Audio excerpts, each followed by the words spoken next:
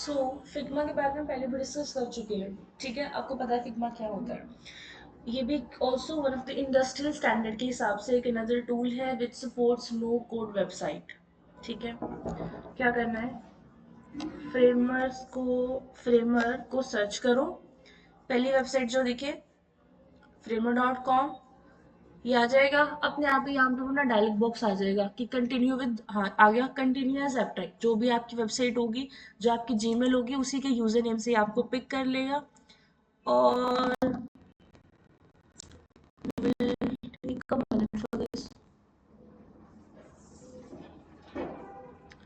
Something unexpected happened on hand. If purposes, please contact support back to sign in. Continue with Google.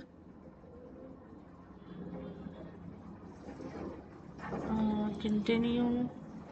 Last name 2024.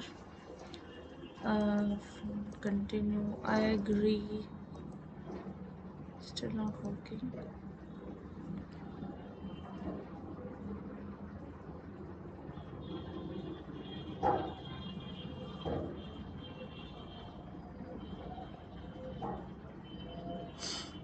Open हो गया ये इस तरीके से, ठीक है।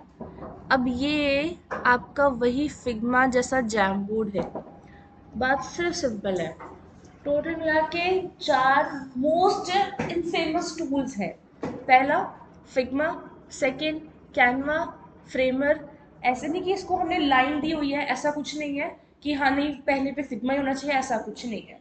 No one is in the first, no one is in the last, no one. Just tools के नाम है जो आपको पहले याद आ जाए, फिग्मा, कैनवा, फ्रेमर, ठीक है। And the fourth is adobe Photoshop. Adobe photoshoot में क्या होता है, थोड़ा ज़्यादा टफ है, जैसा मैंने आपको एक बार दिखाया भी था। ये तीनों टूल्स जो है वो कंपैरेटिवली काफ़ी इजी है, ठीक है। अब जो फिग्मा में आपने सीखा ना, कैनवा में एग्जैक्ट वैसा है, बस इंटरफेस थोड़ा बहुत चेंज होता है और कुछ नहीं है। नाउ द थिंग इज कि ये जो फ्रेमर है ना, ये सबसे ज़्यादा फेवरेट माना जाता है। उसका रीज़न क्या है वो आप खुद देख लोगे, क्योंकि इसमें सिर्फ इंट्रोडक्शन है कि कहाँ से क्या चीज़ उठानी है। बाकी आपने डिज़ाइनिंग सारी करी हुई है, आपको पता चल गया कि ऐसा मुझे पहले फ्रेम लेना होता है, फिर उसके अंदर शेप डालनी होती है, फिर उसके अंदर टेक्स्ट डालना होता है। उसके बाद जो भी आप करो वो आपका अपना ब्रेन है, आपकी अपनी क्रिएटिविटी है। इसके ऊपर कोई सिखाने वाला या ऐसा कुछ ना, बिकॉज क्रिएटिविटी के ऊपर there is nothing to teach about it. अब ये देखो, ये आपको आपका आर्ट बोर्ड मिल गया। आर्ट बोर्ड के ऊपर ऑलरेडी देखो डेस्कटॉप लिखा हुआ है। This desktop means it supports every type of desktop. एक सेकंड में इसको हटा दूँ, ये इंसर्ट पैनल होगा। अभी ये डेस्कटॉप आ रहा है, सामने ब्रेक पॉइंट्स है, एक ब्रेक पॉइंट पे क्लिक किया, टैबलेट आ रहा है। ये स्क्रीन टैबलेट के लिए। और अगर ये एक ब्रेक पॉइंट है, इसके ऊपर मैंने फ़ोन लिखा तो फ़ोन का ब्रेक पॉइंट आ गया। तो तीनों के तीनों डिवाइसेस आप एक ही बार में देख सकते हो। And that particular thing supports every type of screen.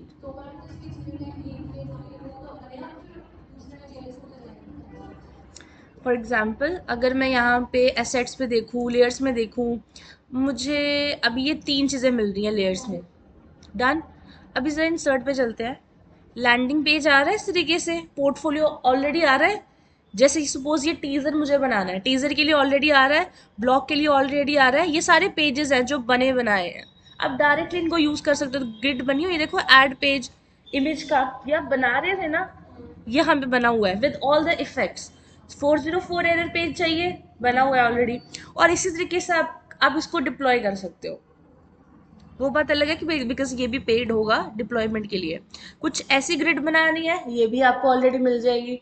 अब आई थिंक ना स्क्रीन थोड़ी वाइटनेस ज़्यादा है, आपको दिख रहा है कैसे?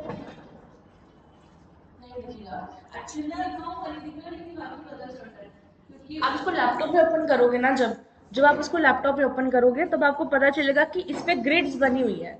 ये कोई भी पेज इतना सिंपल नहीं है, ये सिर्फ ना टीवी की जो जिससे मैंने लैपटॉप कनेक्ट करके रखा हुआ है ना, वो सिर्फ इससे। ये देखो, अगर आप थोड़ा अपने लैपटॉप में देखोगे ना, तो ये ग्रिड बनी हुई है प्रोजेक्ट पेज के अंदर। बनी हुई ना, ये सारे पेजेस ऑलरेडी बने हुए हैं। यहाँ पे ये 4 की ग्रिड बनी हुई है। ये अगर देख पा रही है 404 लिखा हुआ है, ये एरर पेजेस बने हुए हैं। अब सिर्फ इसको इंसर्ट करना है और कुछ नहीं है। सेक्शन चाहिए, ये देखो सेक्शंस ऑलरेडी बने पड़े हैं, साइड पे इमेज लगा लो, टेक्स्ट लिख लो, एक बटन भी आ जाएगा। ऐसी ग्रिड चाहिए, मिल जाएगी, सब कुछ बना बनाया है, पेज में ऐड ही तो करना है बस। अगर फिग्मा से इतनी सिरदर्दी नहीं हो रही है, देखो कंटेंट इसके अंदर ऑलरेडी लिखा होगा, बॉक्सेस बने होंगे, कंटेंट्स लिखे होंगे। इसमें सिर्फ डिप्लॉयमेंट पेड होती है, बाकी सब ये ऐसे ही मिलता है, आपको फ्री में मिलता है। मेन्यूज बनाने हैं, कुछ ओ एल यू एल का कंसेप्ट नहीं है यहाँ पे। ये देखो मेन्यूज बने हुए, डाल दो। अगर आपको नेविगेशन चाहिए, ये देखो नेविगेशन बार बनी हुई है ऑलरेडी, ये देखो। अगर आपको ब्लैक में चाहिए तो ब्लैक में ले सकते हो, मुझे थोड़ी ये ठीक लग रही है तो मैंने इसको लिया, ड्रैग एंड ड्रॉप करके मैंने इसको यहाँ पे डाल दिया। अब वही एक ही नेविगेशन बार, जरा ध्यान से देखना इसको, सभी पे आएगी और डिवाइस को सपोर्ट करके आएगी। ये टीवी के लिए, डेस्कटॉप के लिए, ये टैब के लिए, और फ़ोन के लिए टॉगल बॉक्स भी आ जाएगा। एक्चुअली ऑटो लेआउट में भी नहीं है, तो ये अगर मैं इसको थोड़ा सा आपको, एक सेकेंड, मैं आपको एक और बताती हूँ, इसी के अंदर होगी वो नेविगेशन हम सबसे ज़्यादा यूज़ करते हैं, जो फर्स्ट वाली है ये वाली, इसी को लेके हम यहाँ बढ़ा देते हैं, ये वाली। हाँ ये देखो, हर एक नेविगेशन का एक अपना स्टाइल भी होगा। और ये देखो जैसे ये फर्स्ट वाली है, ये अपने आप ही एडजस्ट हो जाएगी। रुको मैं इसका ना डार्क मोड कर दूँ, डार्क मोड अच्छा ऑलरेडी है, यही वाला है, ठीक है, क्योंकि स्क्रीन साइज नहीं है। ये देखो, अगर आप इसको ध्यान से देखोगे ना तो ये आपको मिल जाएगा। ये देखो ये टॉगल बटन्स अपने आप ही आ जाएंगे यहाँ पे। अब आपको क्या करना है, इसी का डुप्लीकेट करके इसके ऊपर इफेक्ट्स लगाने हैं, कि अगर इसके ऊपर कोई क्लिक करे तो इसी की कॉपी एक ओपन हो जाए, ठीक है। अभी सेकंड स्टेप क्या करना है, कुछ भी करना है। अभी यहाँ पे आपको क्या मिल रहा है, डेस्कटॉप, टैबलेट, हर चीज मिली हुई है। जब भी कोई भी काम करना है तो सबसे पहले क्या लिखोगे, बताओ। अगर इसके ऊपर वर्किंग करनी है तो सबसे पहले क्या चीज लिखोगे, और सबसे पहला काम क्या होता है, टाइटल लिखने का होता है। और नेविगेशन मतलब समझ लो कि नेविगेशन भी बन गया। अब क्या करोगे, ओके। और हीरो सेक्शन के लिए क्या करना पड़ता है,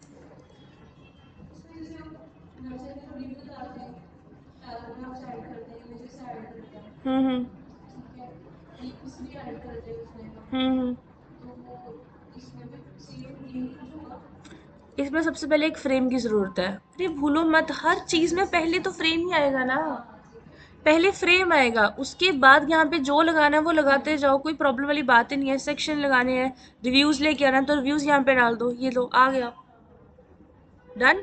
वो अपने देखो, फ्रेम ऊपर है, फ्रेम रिव्यू अपने आप नीचे आएगा, ठीक है। अगर इसके अंदर कुछ और लगाना है, इंसर्ट पे चलो, कलेक्शंस डालने हैं किसी चीज़ के, व्लॉग वगैरह ऐड करने हैं वो डाल सकते हो, फील्ड्स ऐड कर सकते हो, फिट टेक्स्ट के लिए डाल सकते हो, आर्क के लिए डाल सकते हो। अगर सपोज मेरे पास कुछ ऐसा कंसेप्ट है, ये भी डाल सकते हो, सिंपल इंसर्टिंग। अब इसको जैसे मर्जी यहाँ पे स्टाइल करो, इफेक्ट्स आ जाएंगे, कलर्स यहाँ पे आ जाएंगे, जैसा मर्जी इसको बड़ा छोटा करना है, जो आपको करना है आप करते जाओ, ठीक। अभी ये छोटा सा है, जैसे उसके ऊपर कोई होवर करेगा साइज इफेक्ट बाहर से आ जाएगा। आपको पता है इफेक्ट्स कहाँ से लेके जाने हैं, कहाँ कहाँ से प्रोजेक्शंस डालनी है, लिंक कहाँ से करना है। स्टाइल्स में भी आपको मिल जाएगा लिंक का स्टाइल, यहाँ पे भी सेम मिलेगा, यहाँ पे भी सेम मिलेगा। तो दोनों साइड्स पे आपको ऑप्शन मिल जाएंगी। कोड करना है, new component and new override. Override आपने पढ़ी होगी, प्रोग्रामिंग में पढ़े ना ओवरराइड क्या होता है।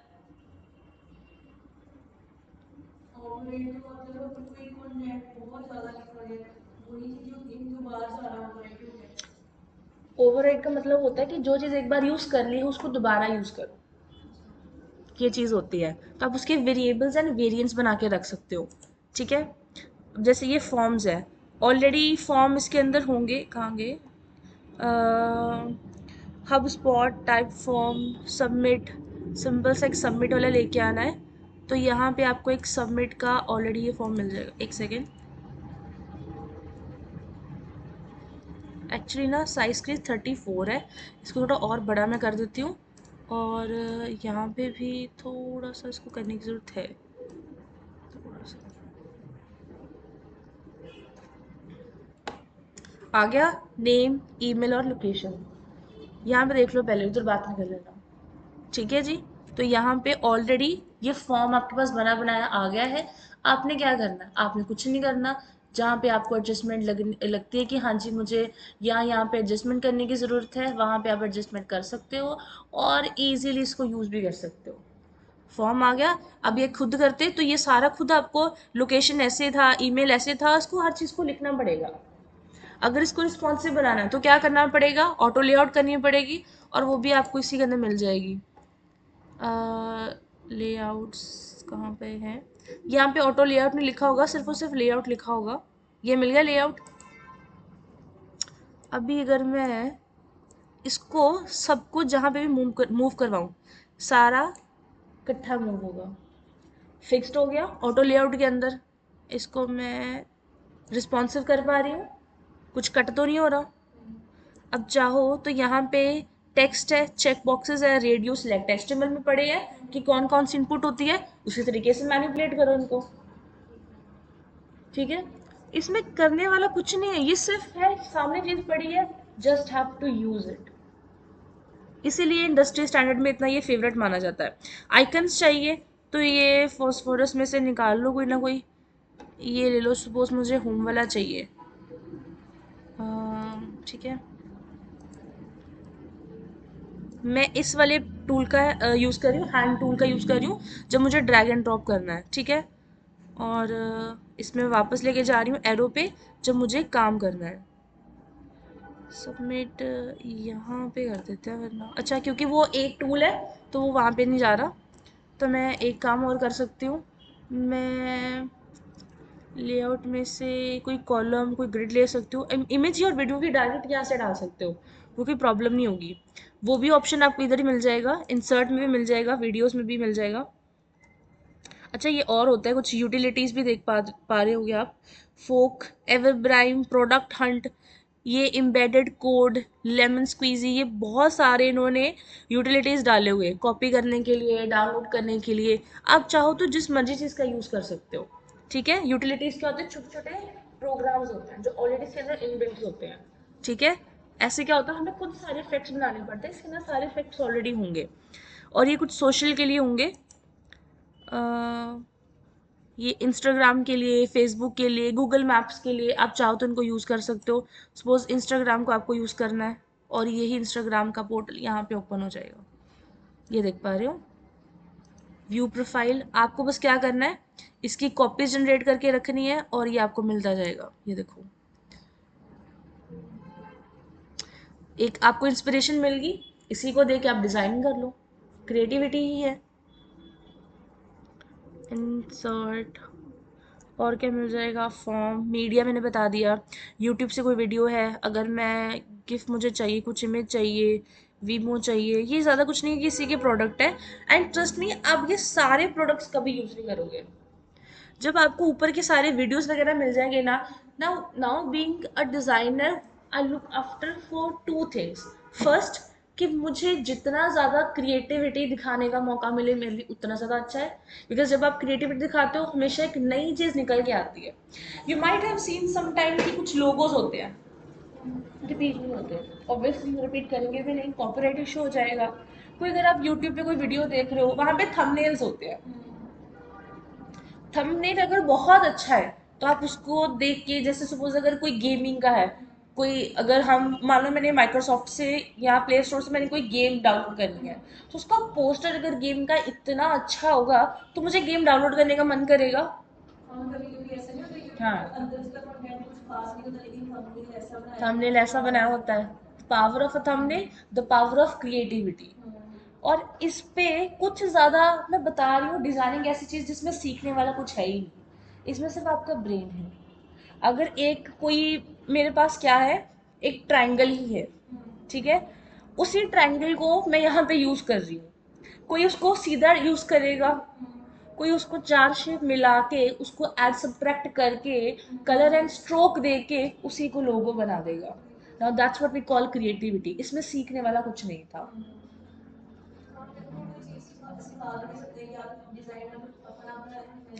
यहाँ पे सिर्फ अपनी इमेजिनेशन होती है, तभी इंडस्ट्री में वही बंदा टिकता है जिसको शॉर्टकट्स भी पता है। अब वो शॉर्टकट के लिए फ्रेमर बेस्ट है। बिकॉज समटाइम होता है, यार देखो हम कई बार इतना भी क्रिएटिव माइंड नहीं सोच सकते। We need some sort of inspiration. वो इंस्पिरेशन भी हमें यहाँ से मिलती है, इसलिए इतना फिट बैठता है इंडस्ट्री स्टैंडर्ड्स में। ठीक है जी।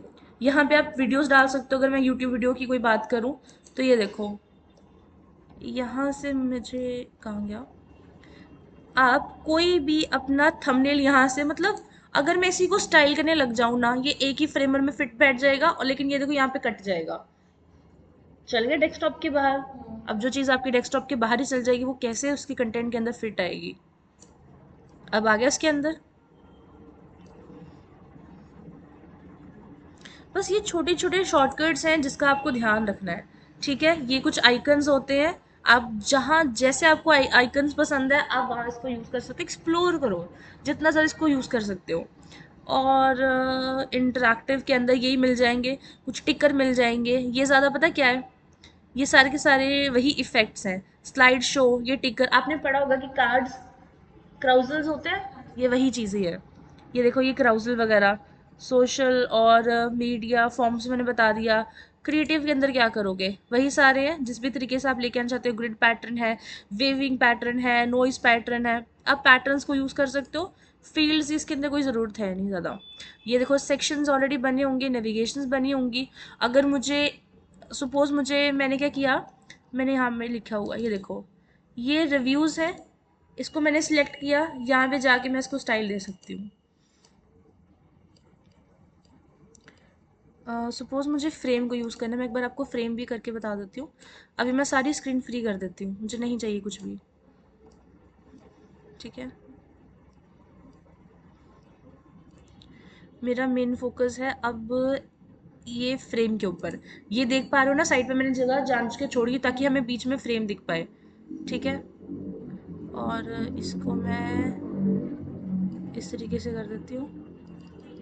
ठीक है, और एक ये पॉइंट थोड़ा मुझे ऐसा करना है, और इसको नीचे लेके आना है। ठीक है, अब I need some sort of the colours here. ये कलर एक ऐसा हो जाएगा, और इसको हम इस शेप में लेके आ रहे हैं फ्रॉम दिस। इफेक्ट देख पा रहे हो, ये ऐसा ही इफेक्ट डाल सकते हो। जस्ट इमेजिन, यही अगर आप सी एस एस के साथ करो तो आप कितना ज़्यादा दिमाग खराब करोगे ग्रेडियंट्स के साथ। ये भी तो ग्रेडियंट्स हैं। ग्रेडियंट्स क्या होते हैं, वेरिएशन ऑफ कलर होते हैं। ग्रेडियंट्स कभी भी मिक्सचर नहीं हो सकता, कभी मिक्सचर नहीं होगा। अगर मैं रेड और ग्रीन को मिला दूं तो ये मुझे एक कलर देंगे, that what we call a mixture. But अगर मैं रेड कलर की शेड्स देखूं, दैट अ वेरिएशन इज। बिना एक कलर अपनी ओरिजिनल प्रॉपर्टी खोए एक नया अगर प्रोडक्ट एक नया कलर दे सकता है, that's a variation of a colour ना। हमें उसको मिक्स नहीं करना, हमने उसको वही रहने देना है जैसे ये है। ये कलर गया नहीं है, ये उधर ही है, लेकिन हम क्या कर रहे हैं, वेरिएशंस दे रहे हैं। अगर आप ये वाला पार्ट करो तो ये देखो, एक रेडियस में से निकल के आ रहा है। अगर आपको मिक्सचर्स ऑफ कलर चाहिए, आप वो भी डाल सकते हो। ठीक है, या मैं इस पे रेड डाल थोड़ा।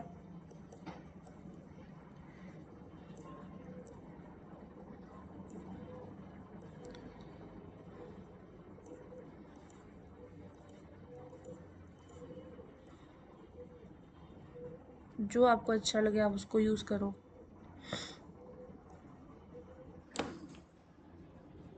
ठीक, स्टाइल्स में क्या कर सकते हो, इसी को आप सेव भी कर सकते हो। मैंने कहा कि ये मेरे जितने भी बैकग्राउंड्स होंगे ना, ये मुझे उस पर चाहिए बैकग्राउंड्स। ठीक है, इसको लाइट में करना है, डार्क में करना है, वो आपकी मर्ज़ी है। और मैंने इसको क्रिएट कर दिया, अभी ये क्रिएट हो जाएगा। जहाँ जहाँ भी मुझे चाहिए मैं इसको यूज़ कर सकती हूँ। और अगर ये है, मैं इसको ज़रा बैकग्राउंड करूँ तो ये इसी शेप में आएगा। थोड़ा इसको कम ज़्यादा करते हैं। ठीक, उसी की वेरिएशन जाएगी इसी कलर में। जो आपको ठीक लगे आप उसको कर सकते हो। ऑरेंज में ठीक रहेगा।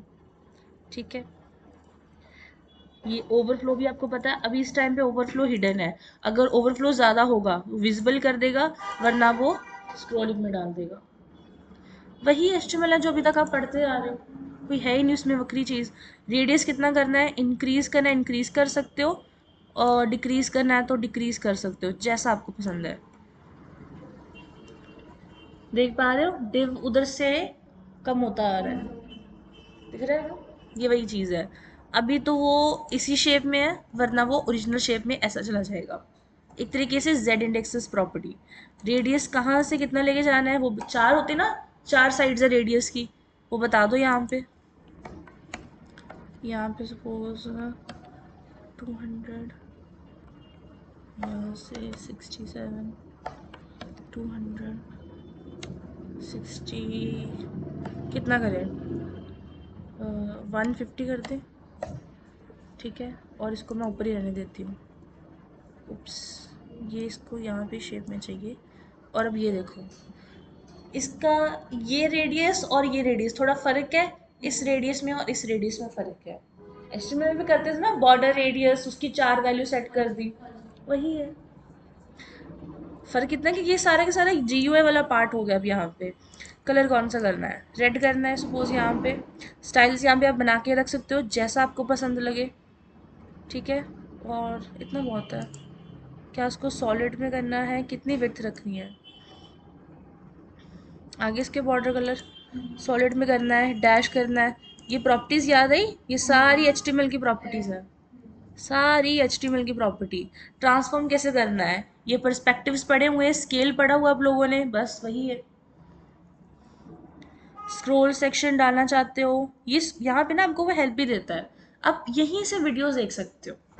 ये वैसे आपको कैनवा वगैरह में नहीं मिलता। कैनवा तो चलो, कैनवा की हालात ऐसी है ना कि बिना पेड के आप किसी ऑर्गेनाइजेशन के लिए काम कर ही नहीं सकते, आपको पहले पैसा देना पड़ेगा। कैनवा का ये हिसाब है, वो सारे प्रीमियम्स में ही होते हैं, बहुत लीस्ट है। कैनवा भी आप अच्छे से यूज़ कर सकते हो, अभी भी इंडस्ट्रीज में कैनवा ही यूज़ करते हैं। But people those who use, उनको पता है कि मुझे ज़्यादा दिमाग चलाना पड़ेगा। यहाँ पे आपको इतना दिमाग चलाना पड़े जितने आपको फ्री में रिसोर्सेज मिल रहे हैं, वहाँ पे लिमिटेड रिसोर्सेज होते हैं। ठीक है, स्क्रोल सेक्शन आ गया, कहाँ कहाँ से लेके जाना है। एक्सेसिबिलिटी यहाँ पे आ जाती है, टैग करना है, aria label, tab indexes, Google bot, ये इसको आप छोड़ दो। कोड ओवरराइड्स, फाइल सिलेक्ट, आप यहाँ पे फाइल का नाम ज़रूर दे दिया करो। जो भी न्यू फाइल होती है उसका एक न्यू कंपोनेंट बन जाता है। पर मुझे पहले मैं आपको कंपोनेंट समझा देती हूँ, फिर इसको काम करेंगे। अभी ये स्टैक में है। स्टैक का मतलब क्या होता है, सपोज अगर ये वाली डायरेक्शंस है ना, ये वाली डायरेक्शन है, तो ये भी इस टाइम पे सेंटर में अलाइन मैंने करी हुई है कि फ्रेम है। अगर इसी के अंदर एक और शेप भी होती, जैसे अगर मैं समझाऊं तो मैं यहाँ पे अगर ऐड सेक्शन कर दूँ, मुझे कौन सा सेक्शन चाहिए, मुझे ये वाला चाहिए, उसी के नीचे आता जाएगा। ये भी सारे के सारे क्या है, ये देखो ये स्टैक है। स्टैक का मतलब होता है अगर ये शेप है तो पता है इसी के ऊपर साथ में यही शेप आनी है। This is this stacking, one shape, second shape, third shape, एक स्टैक हो गया, उसी के ऊपर दूसरा स्टैक हो गया। अभी ये एक वाई एक्सिस में है तो कभी चीज दूसरे के ऊपर नहीं आती, क्योंकि वो जेड इंडेक्स निकलता है। नहीं समझ आया, मुझे पता है, ऐसे नहीं समझ आते। हाँ, प्रोग्रामिंग है उसको डिव कहते हो, यहाँ पे वो डिव नहीं, यहाँ पे वो रेक्टेंगल्स है। तो वो ग्रिड होती है, रेक्टेंगल से जो आपने सिमिलर स्पेसेस दी हुई है वो ग्रिड होती है। देखो बात समझो, आप क्या कहते हो, ये अगर एक डिव है तो अगर इसी के ही ऊपर एक डिव होगा, जिससे ये डिव क्या हो जाएगा, हाइड हो जाएगा, तो हम कह देंगे कि ये एलिमेंट उसके ऊपर है, एक के ऊपर एक, जस्ट लाइक बुक्स का स्टैक होता है। हम कह रहे हैं कि देखो आप बात कर रहे हो जेड इंडेक्स की, हम कह रहे हैं वाई एक्सिस के बारे में, तो ये स्टैक होता है कि ये एक एलिमेंट है, उसी के साथ दूसरा एलिमेंट है। और अगर आप यहाँ से उठा के उसको यहाँ पे करने की कोशिश करो, वो नहीं होगा, क्योंकि वो स्टैक में फिक्स हो गए। ये भी अगर मैं आपको करके बताऊं, देखो मैं इसको ले गई, यहाँ पे हुआ, वो फिक्स्ड हो गया है। यहाँ पे ये लेआउट्स फिक्स है, ये देखो, ये लेआउट हो चुका हुआ है। अगर यहाँ पे प्लस होता तो यहाँ पे लेआउट करने की जरूरत होती, which is the auto layout. बताया था ना रिस्पॉन्सिव के बारे में मैंने, वही है। अब यहाँ पे माइनस है, विच मीन्स लेआउट लगी हुई है ऑलरेडी। अगर आपने इसको किया ग्रिड में, तो अभी तो चलो मुझे सारा सिलेक्ट करना पड़ेगा। कहाँ गया ये सेक्शन, हाँ ये वाला था।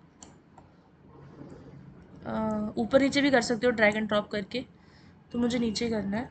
शिफ्ट से होनी ना, ये देखो बाहर बॉक्स मैंने सिलेक्ट किया, और कहाँ गया लेआउट, लिंक भी कर सकते हो।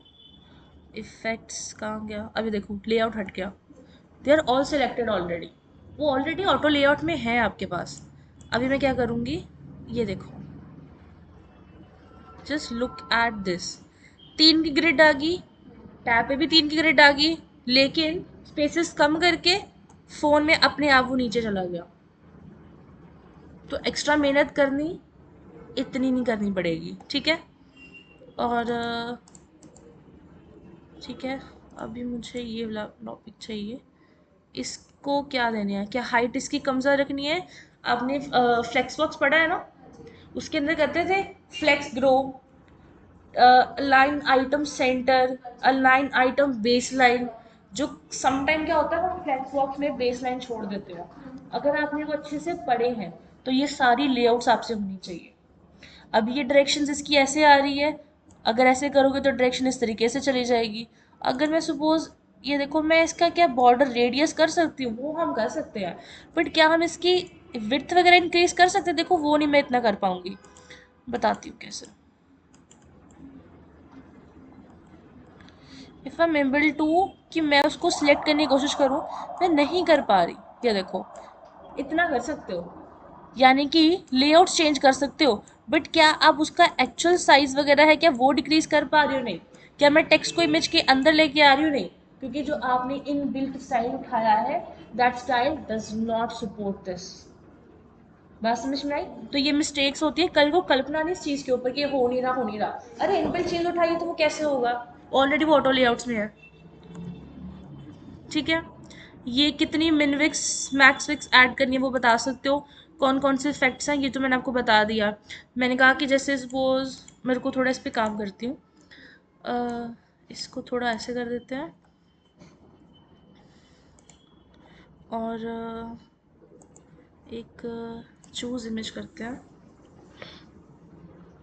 इंस्टा लोगो। ये देखो ऑलरेडी डाउनलोड भी हो गई है।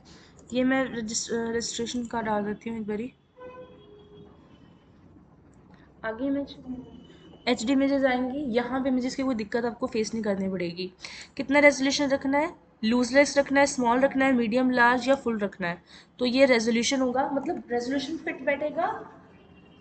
व्यू पोर्ट समझते हो, नहीं, एचटीएमएल में व्यू पोर्ट पढ़ा था तुम लोग, जो मीडिया स्क्रीन्स की बात करते हो। तो हम कहते हैं कि अगर मान लो 576 पिक्सल से होगा तो वो स्मॉल स्क्रीन है। बूटस्ट्रैप में भी पढ़ा था। मैंने कहा अगर 576 पिक्सल से मैं नीचे जाऊं तो उसके लिए मुझे इस वाले SM वाले ब्रेक पॉइंट को मुझे यूज़ करना है। तो हम कह रहे हैं कि ये बना किसके लिए, स्क्रीन के लिए बना हुआ है। ये स्क्रीन क्या है, विंडो है, और इस विंडो का यही तो व्यू पोर्ट है। इसको बोलते हैं, विंडो के अंदर जो होता है उसको व्यू पोर्ट बोलते हैं। मतलब विंडो की जितनी रेजोल्यूशन की स्क्रीन है। देखो अगर मैंने नया फ़ोन लेना है, मान लो कि मेरे पास ये फ़ोन है, अभी इसके टेसल्स हैं, ज़्यादा है ना। आईफोन के ये टेसल्स नहीं होते, इसलिए वो कहते हैं वो बड़ी स्क्रीन होती है, गेमिंग करने में उसको मज़ा आता है, राइट। ये टेसल्स वहाँ पे नहीं होते, तो ये इसकी व्यू पोर्ट है। ये रेजोल्यूशन है कि नहीं जी, ये हाइट में इतना है, ये विड्थ में इतना है, उसको इंटू कर दो तो पूरा रेजोल्यूशन आता है कि ठीक है ये 6.7 इंच की स्क्रीन होगी, ये इतने विड्थ इसकी बड़ी होगी, 3.7 विड्थ इसकी होगी, इंटू कर दो दोनों को, हाइट विड्थ को, टोटल रेजोल्यूशन मिलता है। वियर्ड नहीं, हम we are talking about device. जो आप ब्राइटनेस की बात कर रहे हो वो comes under the category of filters, वो फिल्टर्स हैं, ठीक है जी। रेजोल्यूशन होते हैं उसके फिल्टर। जब आप डिवाइस की बात कर रहे हो तो आप उसके इस रेजोल्यूशन की बात कर रहे हो, and this is the window, इसका व्यू पोर्ट है, ठीक है। जो, क्योंकि ये याद रखो व्यू पोर्ट में जो भी होगा वो सारा पिक्सल होगा, वो कुछ और यूनिट नहीं हो सकता, वो सारा पिक्सल होता है।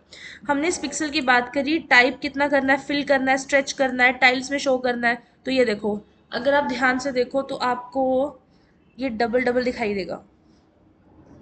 ये एक इमेज है, उसके नीचे ये दूसरी इमेज है, टाइल्स बन गई। ये देखो किस तरीके से यूज करना है वो भी आपको बता देगा। मुझे ये नहीं यूज करना, मुझे स्ट्रेच प्रॉपर्टी यूज करनी है, नॉट दिस एक्चुअली। और मैं फिट ही कर रही हूँ।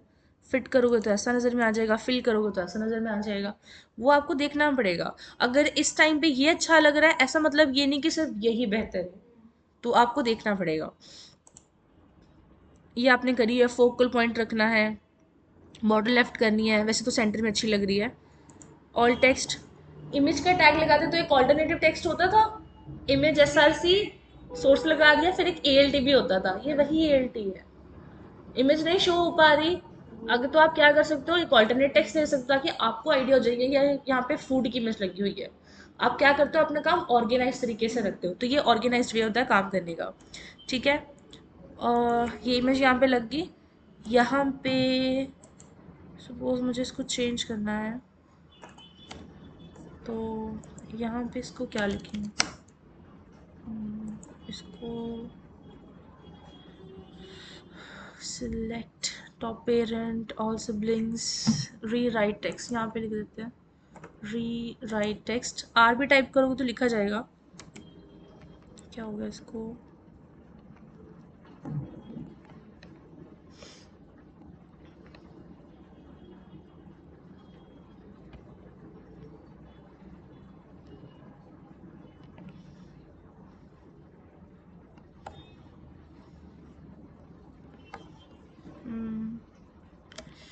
बेस्ट डिश एवर, और यहाँ से उसका कलर कर देते हैं रेड। क्या होगा इसको, कई बार उससे बार बार आपको सिलेक्ट करना पड़ जाए, और कुछ नहीं है। ओपेसिटी थोड़ी सी कम करते हैं। ठीक है, अगर सारे आपको चाहिए कि नहीं यार सब जगह ना मेरा यही टेक्स्ट हो, तो आप इसको स्टाइल में बना के रख सकते हो। ठीक है, तो ये काम करते हैं एज वेरिएबल्स। आप इसको अलाइन करना चाहते हो, सेंटर में अलाइन कर दो, जस्टिफाई कर दो। मुझे सेंटर में ठीक लग रहा है तो मैं इसको सेंटर में कर दूंगी। यहाँ से लेटर की स्पेसिंग कितनी रखनी है, कम ज़्यादा करनी है, ये देखो लेटर की स्पेसिंग बढ़ गई है, तो वो डाल सकते हो। कितने पिक्सल्स में करनी है वो कर सकते हो। साइज इसका कितना रखना है वो भी डाल सकते हो। ठीक है, स्क्रोल सेक्शन डालना चाहते हो, एक्सेसिबिलिटी टैग यहाँ पे देखो H3 लगा हुआ है, याद आया, H1 H2 टैग्स HTML ही है सारा। फुल कस्टमाइजेशन है यहाँ पे, फुल कस्टमाइजेशन। ठीक है, जो आप यहाँ पे ओवरलेस लगाना चाहते हो ओवरलेस लगा दो, रिलेटिव लगानी है फिक्स्ड होता है मॉडल्स के लिए, टोस्ट के लिए, वीडियोस के लिए, ड्रॉप डाउन के लिए, पॉप ओवर्स के लिए। चलो यहाँ पे लगा के देखते हैं, ये हो जाएगा अगर आपको लगाना है। वॉच द ट्यूटोरियल प्ले कर सकते हो, ट्राई अ टेम्पलेट ब्राउजर से ले सकते हो, स्टार्ट फ्रॉम फिग्मा, फिग्मा में अगर बना के रखा है तो यहाँ से इंपोर्ट कर सकते हो, इंपोर्ट योर साइट। ये डेस्कटॉप ऐप नहीं, डेस्कटॉप ऐप हमें नहीं चाहिए। ठीक है, तो ये मैंने आपको बना के दिखाया है। और यहाँ पे अगर ये आपको थोड़े ग्रिड सिस्टम्स आते हैं तो 1 FR की देखो, ये 4 FR करा तो इमेज कितनी ज़्यादा हो गई है। ये ग्रिड सिस्टम होता है, ये कभी भी डायरेक्ट कॉलम्स में नहीं आता। अगर ग्रिड सिस्टम आता है तो फिर इसको हाथ लगाना है 1 FR को, 2R को, अदरवाइज नहीं। क्योंकि ये आपका काम करेगा ऑन द बेसिस ऑफ कितनी साइड्स में स्पेसिंग्स वगैरह है, उसके अकॉर्डिंग ये वर्क करेगा। अगर HTML वाला FR आता है ना, वहाँ पे ग्रिड सिस्टम होता है, अगर वो आता है इसको तब यूज़ करना, अदरवाइज नहीं, वरना खराब हो जाएगा। अभी रिलेटिव है तो रिलेटिव के अकॉर्डिंग चेंज कर सकते हो, एब्सोल्यूट होगा तो चाइल्ड की तरह काम करेगा, फिक्स्ड है तो जब रिस्पॉन्सिव करोगे तो ये रिस्पॉन्स नहीं करेगा। अगर जैसे सपोज मैंने इसको क्या कर दिया, मैं इसको फिक्स कर देती हूँ सपोज, ये लेआउट है, कहाँ गया मेरे पास,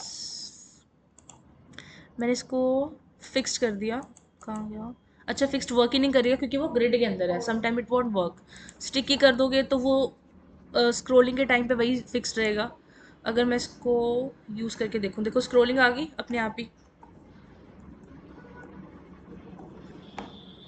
अब ये देखो चल गया फ़ोन के अंदर, आ गया।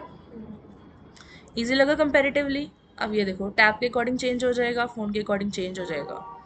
अब और टीवी के अंदर करना है तो कंटेंट ऑलरेडी सेंटर में आ गए। ठीक, इजी लगा थोड़ा? बहुत इजी है, कस्टमाइजेशन तो बहुत ही ज़्यादा इसमें।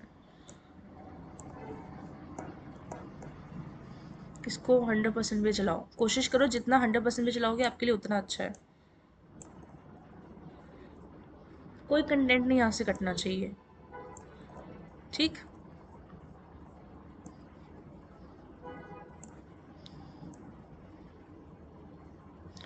अब इसके नीचे अगर आप डालने की कोशिश करोगे तो और नीचे नहीं होगा, क्योंकि वो इतना स्क्रीन से सपोर्ट करता है। ठीक है, वापस चलते हैं प्लगइन्स। कुछ और प्लगइन्स अगर आपको यूज़ करने हैं नोटेशंस के लिए, यहाँ पे बहुत सारे प्लगइन्स आपको मिलते हैं। ये जो CMS होता है ना, ये मैं बता दूँ आपको, ये CMS होता है डेटाबेसेस के लिए। when especially when you're working for a community, community में वर्क कर रहे हो, ऑर्गेनाइजेशन के लिए वर्क करते हो, तो एक्सेस आपको वो ऑर्गेनाइजेशन ही देती है। अगर वो ऑर्गेनाइजेशन फ्रेमवर्क यूज़ करती है, आप उसके डेवलपर हो, तो उन्होंने तो आप अपनी चीज़ें थोड़ा यूज़ करोगे, ये भी चीज़ समझ के चलो। देखो आपका पूरा जो कोर्स है इट इज़ UI UX। हम we every day talk about what you can do to improve your UI। What about the UX है? UX मैंने क्या किया था, क्या होता है? User experience. User experience is only reliable for the actual experience of a user, or you could say dissatisfaction of a user। क्या जिसने इस्तेमाल करना है क्या वो सेटिस्फाइड है कि नहीं है। आपने कहा कि मैं, सपोज आप एक UI/UX डिजाइनर हो, आपकी खुद की कंपनी को ही एक वेबसाइट की जरूरत पड़ेगी। आप डिजाइनर हो, आपने बना के दे दी, आपने डिफरेंट टूल्स यूज कर लिए।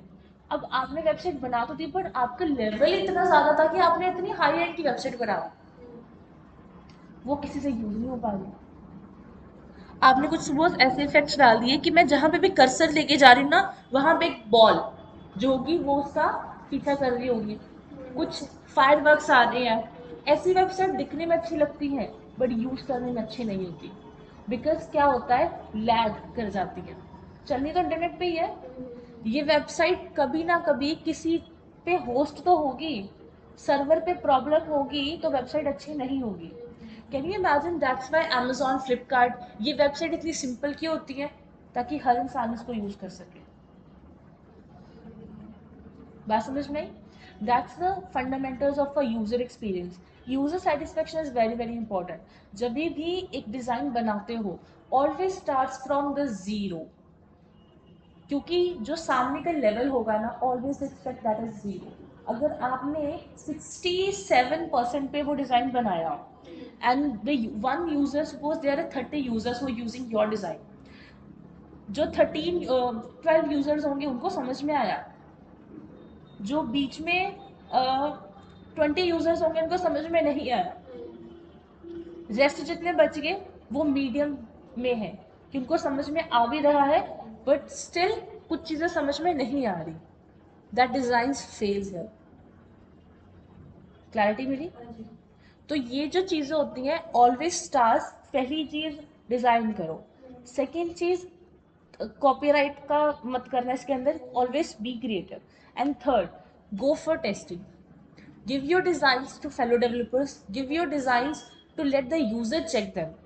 अगर जैसे मैंने नॉवेल्टी एग्जांपल दी थी, यहाँ पे पहले से वो पर्ची वाला सिस्टम था, अब सारा काम कंप्यूटराइज्ड है। अब ये सोचो कितनी एम्प्लॉयमेंट यहाँ पे है। There's so many young people, I'm not talking about the old people, there's so many young people who are using the computer, and they came from maybe such family जिन्होंने कभी कंप्यूटर नहीं चलाया होता, but still now they are using, क्योंकि वो इतने user friendly है। एक और एग्जांपल है, गोल्डन टेम्पल हम जाते हैं, हम प्रसाद लेते हैं, जाते हैं, वहां पे इतनी भीड़ होती है, क्या कभी वो टाइप करते हैं 30 रुपीज की ये है तो ये डाल के दे दो? नहीं, दे जस्ट प्रेस वन की, पर्ची निकल के आ जाती। क्या हमारा वहाँ पे नाम होता है? नहीं, सिर्फ वहाँ पे लिखा होता है ये 30 रुपीज है, वो चीज़ें बनी बनाई स्लिप के ऊपर आती हैं, बिकॉज उनको फंक्शन ऐसे कर दिया गया है। अगर आप कहो उस कंप्यूटर के ऊपर हम गेम चलाएं, वो नहीं होती, स्पेशलाइज्ड है, सारा काम बंद करके दिया हुआ एक ही साइड चलती है एट द सेम टाइम, तो इतनी फास्ट भी होती है। उसी के ऊपर मैं गाने सुनी जाऊँ, उसी के ऊपर मैं सारा काम करी जाऊँ, तो वो चलनी ही नहीं है। बात समझ में आई? That's what a user experience is. उसको सिर्फ एक की प्रेस करनी पड़े और ये सारा काम हो जाए। आपकी रिस्पॉन्सिबिलिटी ये है that today's world based on the G U I, we do not talk about terminals. हम टर्मिनल्स की बात नहीं करते, हम कमांड प्रॉम्प्ट की बात नहीं करते, हम सिर्फ जी यू आई की बात करते हैं। तो आप यही जो आपकी वेबसाइट है, ये एक ऐसी स्क्रीन पे चलेगी, सपोज ये एक स्क्रीन है, अगर ये एक टच स्क्रीन होती तो मैंने क्या करना था, मैंने यहाँ पे खड़े होना था, ड्रैग एंड ड्रॉप करनी थी, मैं डाल दी थी, मुझे इसकी जरूरत ही नहीं थी। सो जो आगे आने वाला एरा है ना, वो ये है। आपको सिर्फ फोकस करना है क्रिएटिविटी के ऊपर, सारी चीजें दी हुई हैं, आपने सिर्फ बनानी है, और बनानी सिर्फ जीरो लेवल पे ही है। जब आपने यूज करने को दे दी, आपको पता चल गया, अच्छा जी कोई कंप्लेंट है तो बताओ, वो कहेगा नहीं यार बहुत जो बनाया ना बहुत सिंपल है। When the customer says it's very simple, that depends upon the feedback. तो feedback is very very important. And third, now being a designer, ये तो बात होगी यूएक्स की। नाउ बीइंग अ डेवलपर, आपके लिए क्या क्या चीज़ें इंपॉर्टेंट है। जब आप किसी कंपनी के पास जा रहे हो फॉर योर सेल्फ, तो आप उसको बताते हो कि हाँ जी मेरा एक्सपीरियंस ये है, मेरा ये है, मेरा मैंने ऐसे ऐसे काम किया। Those who just are beginners of this line, तो आपको अपना एक स्टैंडर्ड मेंटेन करके रखना पड़ता है। वो स्टैंडर्ड मेंटेन तभी होता है, वैसे ये स्टैंडर्ड डिपेंड करता है दो चीज़ों के ऊपर। First your experience which may be may और may be you don't have. Second is about how you present your self.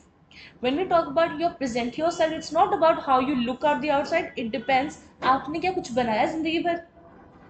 you said yourself कि I'm a UI UX designer, क्या आपने कुछ कभी कुछ बनाया? क्या आपने अपने लिए कुछ बनाया? किसी और ब्रांड के लिए बनाने से पहले पहले अपने लिए कुछ बनाओ। उससे पता चलता है ओके इस बंदे के पास ना इमेजिनेशन है, इसके पास अभी ऑर्गेनाइजेशन है नहीं, बट इसने अपने लिए वो तैयारी करके रखी हुई है, which mean this person is a creative one. बात समझ में आई?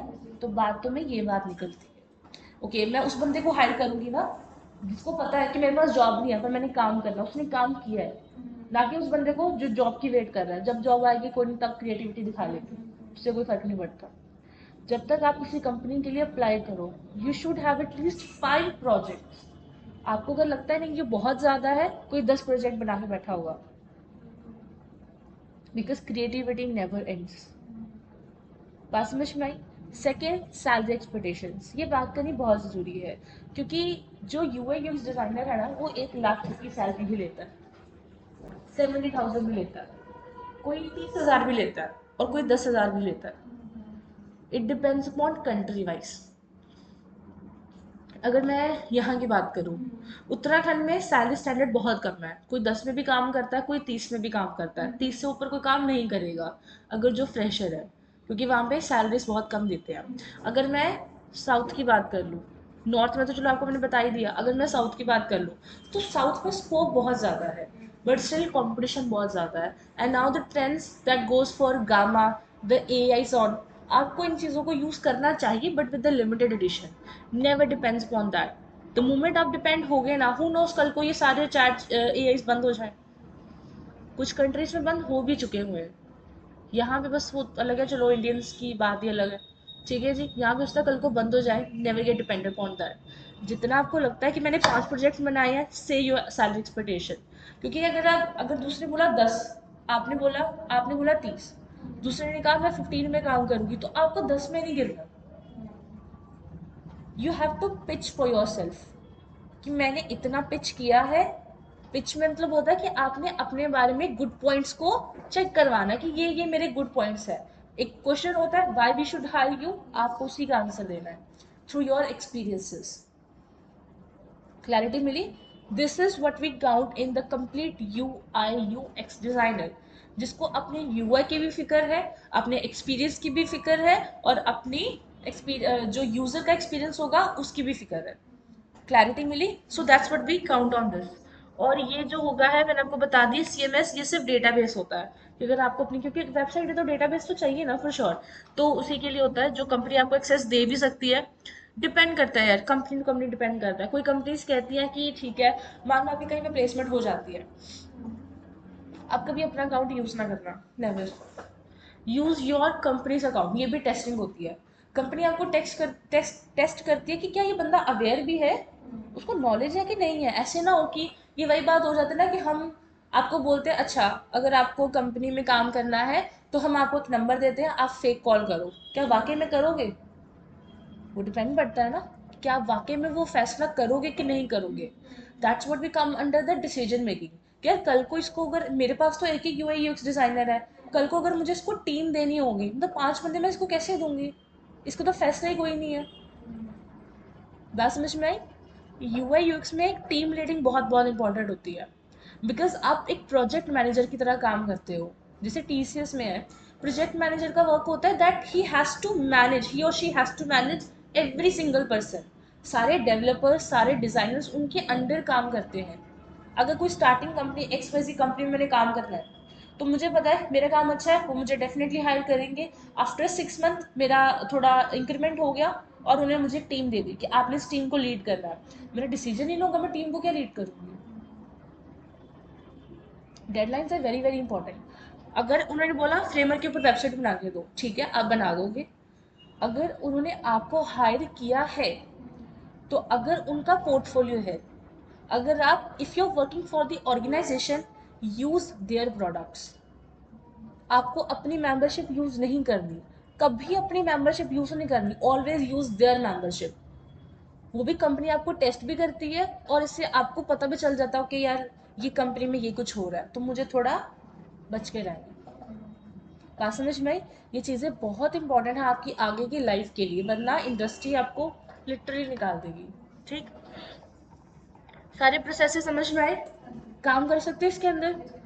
कोई चीज़ की दिक्कत है देख लो 10-15 मिनट अच्छे से, किसी चीज़ की समझ नहीं आ रही, कोई प्रॉब्लम आ रही है तो प्लीज़ बता दो। कर सकते हो इसके अंदर इंडिपेंडेंटली काम। ओके।